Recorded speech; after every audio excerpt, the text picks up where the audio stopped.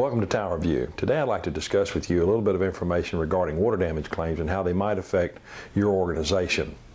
A water damage claim usually happens when there's no one around, or it happens in a place that you do not frequent. For instance, an attic or a closet, or maybe even in the basement area of your location you're building. Water damage claims will usually take place in one of three manners, usually tied to the hot water heater, the air conditioning drain system, or to the plumbing system itself. Now, the average life of a hot water heater is about 8 to 12 years. So you might want to give consideration when you get up on about the 12th year to go ahead and budget for and plan to replace those hot water heaters so they don't impact your business, your organization in a very adverse manner. The other side of that hot water heater is that I would recommend that you maintain the maintenance procedures as described by the manufacturer. At least have an annual inspection on it to make sure there's no small leaks or drips or drains, any rust spots beginning to show. The life of the hot water heater can also be greatly determined by the type of hot water that it is, whether it's an electric hot water heater or gas hot water heater. It also has to do with the water content, whether it has a high mineral content or maybe city water with chlorine in it, or maybe it's the well water.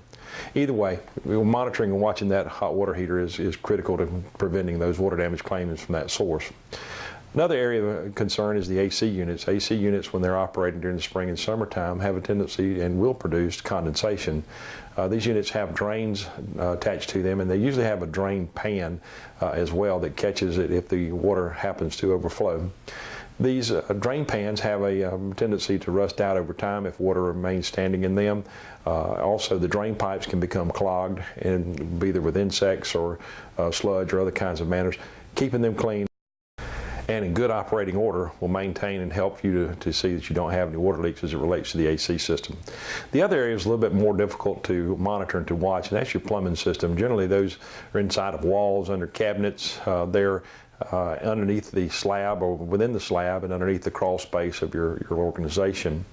I would recommend that you have a plumber come out at least every 18 months to 2 years and possibly on a yearly basis, and have them inspect that and make sure that you don't have anything that may be coming up and that you don't know about.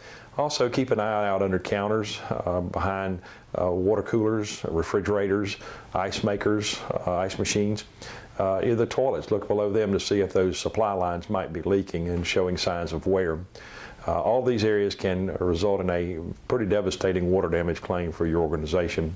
Those claims that happen as it relates to the plumbing system, they can come under pressure, and that's exactly what will happen. Is once that break happens, the water pressure will continue to feed that water into your organization. If that happens on a Friday night, you won't notice it till the Monday morning if those are your office hours, or either a Sunday morning when you come in. At this time, you'll have quite a bit of water in your facility, and it's a terrible thing to have to deal with at that time. So keep in mind to monitor the hot water heater, look at it and change it out if it's getting pretty close to that old age. Look at your AC units, maybe change them out as well. Life of an AC unit, again, depending on where you're at and how much wear and tear and use that you have to use that piece of equipment. Range anywhere from 13 to 19 years. So just keep that in mind and look at possibly budgeting for replacement of those units as well. Also, looking at your plumbing system, keeping an eye on it with annual inspections.